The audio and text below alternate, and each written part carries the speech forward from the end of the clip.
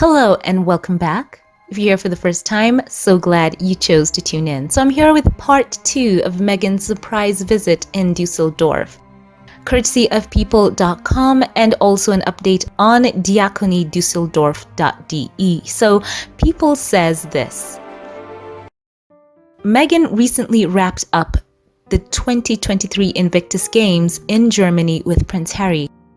And Meghan surprised women and children at a community cafe in Dusseldorf before heading back to California. Images of the Duchess of Sussex appeared on the Instagram story of Triebe Cafe on Tuesday, showing Meghan interacting with some community members. I did a post on that, so if you want to know more on part 1, links will be appearing here. So the article goes on to say, the organization, which supports women and girls who are homeless, shared photos of the Duchess interacting with a little girl and smiling for a photo with a woman. A spokesperson from Triebe Cafe confirmed to People that Meghan visited the cafe on September the 13th and spoke to staff and visitors who the organization supports in living a self-reliant life. So the spokesperson exclusively told People, quote, the young women were very surprised by the visit and the fact that a celebrity takes time to talk with them, end quote. And also went on to add, quote, the Duchess also joined in preparing lunch for the young women and their children. She was very open and approachable, and we are very thankful that we had the opportunity to welcome her, end quote. So Meghan's visit came as she joined her husband, Prince Harry, the Duke of Sussex, for the 2023 Invictus Games in Dusseldorf, which he founded in 2014 for wounded, sick, and injured service personnel and veterans. We had such a blast covering that all week last week, and there will be links appearing here. And also for more, check the latest videos on my channel, filled with information about the triumphant Invictus Games. Oh, it was so amazing. So it's good to know Meghan was there in Germany, not only supporting the good work with Invictus Games competitors, but she also took time for Triebe Cafe, and she got a chance to go there and impact their lives. So courtesy of diakonydusseldorf.de, they went on to add the story by saying Meghan takes time for Triebe Cafe visitors. And went on to add, one thing was clear, practically everyone knows the person who would come to Triebe Cafe. Until the very end, the young women who regularly visit the mothers group at the organization with their children did not know which well-known guest had announced their visit. When Meghan, the Duchess of Sussex, showed up at the door, it was a big surprise. The young women really hadn't expected this celebrity visit. The 42-year-old was quickly able to overcome the young women's initial fear of the distinguished guest. The visitors to the organization told the Duchess openly about their former life on the street, how they got to know Triebe Cafe, and how they got their lives back under control there with the support of the employees. The manager, Maria Piexoto, I hope I'm saying that right, and business area manager, Tanda Buck, reported on their work, but then left the field to the girls and the Duchess to prepare lunch. Meghan took over the chopping of vegetables without further ado. In a relaxed atmosphere, the girls now had an opportunity to ask the Duchess everything they always wanted to know about her. A great event, said Buck, delighted with the distinguished visit. Going on to add, quote, the young women and girls in the Triebe Cafe have been through a lot. Their self-esteem often suffered as a result. The fact that a young woman you admire takes time for you and your concern is balm for the soul, end quote. So Meghan was in Dusseldorf for the Invictus Games, as I said before, hosted by Prince Harry, and she has long been committed to the needs of people on the margins of society. By visiting this organization, Meghan wanted to find out more about the social work in the state capital. The Triebe Cafe supports girls who live on the streets. The cafe's mothers group regularly meets, among others, former clients who managed to leave with the help of the organization. Children are there too, because the need for help is often still great. They continue to receive support at the cafe. So that ends off that story, and of course, it's fantastic. There is Meghan once again on another campaign to support women's rights and their causes in Düsseldorf in Germany. And from what I can read, many of these women who had a chance to talk with her, they will forever remember that interaction with Meghan. You know, she never goes to these places empty-handed. She got stuck in, first of all, helping them cook, and I'm sure that she left some type of physical donation and blessing with them. So that was a great story to add more details here too. And that's the first story of the day. There was something that had been going on during the Invictus Games that I chose not to cover at that time. I wanted to keep the mood uplifted and more focused on the veterans, but there is something that I could not ignore. It was a lot of the online discourse that was quite hateful from certain segments that was going towards Meghan being there. It was quite a surprise to me that people found it, the word surprising as well, that Meghan would even dare go out to support Prince Harry, her husband, in his passion project in the Invictus Games, which of course is near and dear to his heart, himself having served 2 tours in Afghanistan. So he has that first-hand experience. This is something he's wanted to do. He was inspired by the Warrior Games, and we've seen the tremendous success of the Invictus Games. So the hate that I saw online, it was actually very sad to see. I was somewhat taken aback. Now, I've known that there are people online who do not like the Duchess. They may have their reasons, but it was on another strange level during this event. And some of these individuals were prompted by this hate, which of course has been a campaign waged by sections of the tabloid press against the Sussexes, and has caused some individuals to even go as far as going on the live streams of the Invictus Games and being negative right there on those chats, being negative towards the Invictus Games social media. There was even a post I saw where people were encouraged to write in and complain that Meghan would even dare to be by the side of Harry at that event. Like, what is going on? And also another strange comment that a few of you also talked about was someone saying that the Invictus Games, they would have desired it to be taken away from Harry and given to other royal members there in the UK, citing Mike and Zara Tyndall. Now, my thought is, they were not anywhere in the inception of this project. Why would you take it away from someone who's done all the groundwork, who's been the face of it, because you do not like them, and have this kind of hope that it would be taken away from, first of all, taken away from him by whom? It was his passion project, right?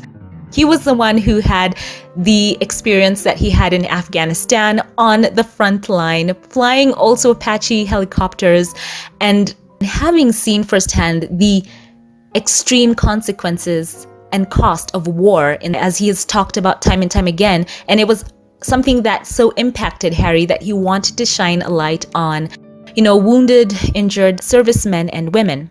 So there was a post that also went round, and it was so marvelously put about the hate that has been strange, and really put into perspective the amount of hate that we've seen against the Sussexes. Not because they're, quote, whining or whinging, not because they are, doing anything negative. Everyone can agree that the Invictus Games it's a good cause, right? It's great. So there was this post from James Dunlop, MBE. He posted and said this, quote, "The last 10 days has been quite eye-opening on the global treatment of Meghan Markle. I had some lovely moments with her and Prince Harry around and towards myself and everybody at the Invictus Games DE. But I see so much online hatred and bullying towards her.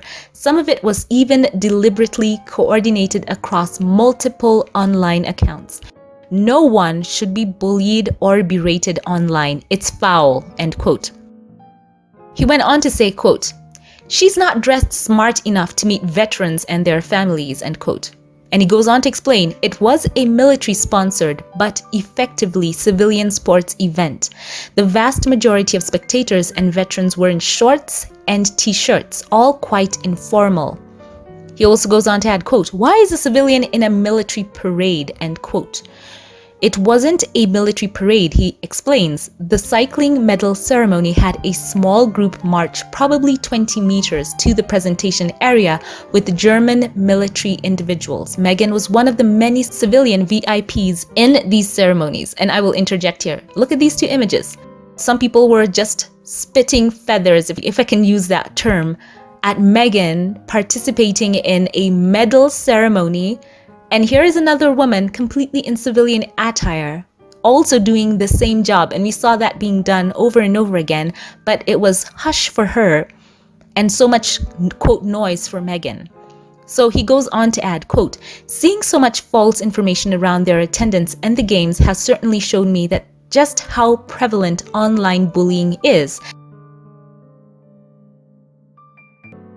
And he went on to say, quote, behind the nonsense online, I witnessed only thanks towards them.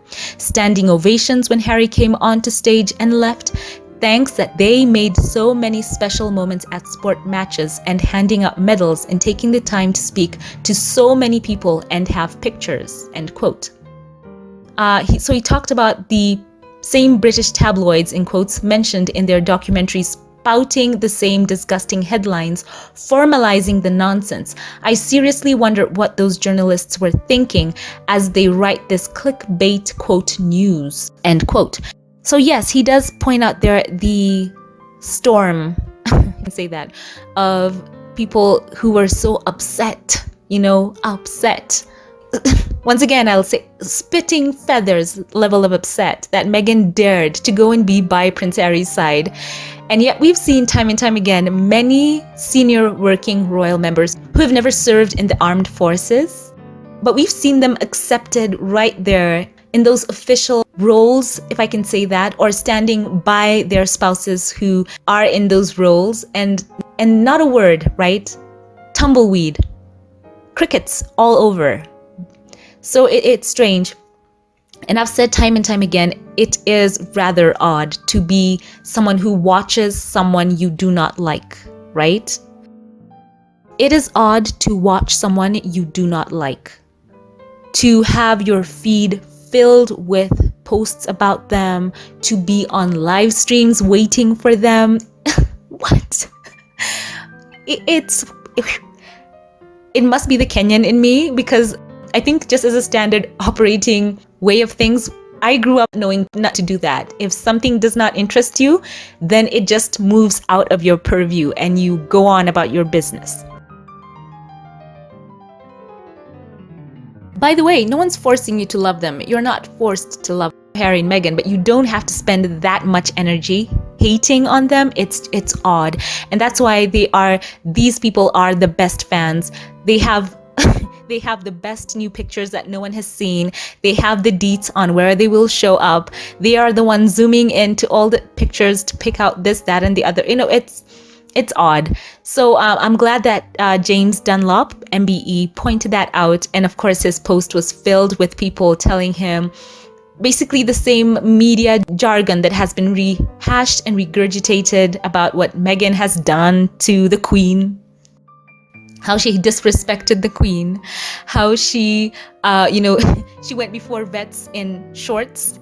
Bear in mind, almost everyone around them had shorts on. Size, and they went on to rehash the greatest hits, if I can say that, of all the British tabloids against the Sussexes. So it's quite fascinating once again to know that when a lie takes root, it's very hard for that lie to be uprooted. And many of these people, you will ask them, did you see or do you have any first-hand experience of Meghan bullying anyone? They will say they do not, but sources, sources. And if you ask them, do you know that Meghan made Kate cry? No proof, but if it's in print, it's gotta be true. If you ask them, where exactly did Meghan disrespect the Queen? And we all know Meghan spoke glowingly of the Queen in particular. She talked about how the Queen covered her with her blanket when they were in the car, and how they had a very good time together, gave her the earrings. And it reminds me of back when there was the funeral of the Queen, and how the papers were so happy to spew hate at Meghan. And during that time, Meghan did not say a word, did not step out of line. She did everything that was required of her. her and Prince Harry went on that impromptu walkabout. They were in attendance for everything that they were required to go to. They did not show up to where they were not invited. Meghan curtsied, she did everything right. She stood by Prince Harry, and yet the headlines against her were so vicious and negative. And how dare she hold Prince Harry's hand in a church? And we saw other royal members doing it. So it's odd. If you're in that camp that hate Meghan, it's weird. Someone has to tell you right now, it's weird. The things you hate her for, just take time, sit down and think about it. Do you have any proof of these things you talk about, or is it just the quote sources? Because whenever those sources turn around and point out something about your faves, suddenly you've got on your eyeglasses on, checking to make sure it's all true. But yet when it's Meghan jumping on any negative story, it doesn't work like that, right? So it's odd. Either ignore them completely, but you cannot take away their success.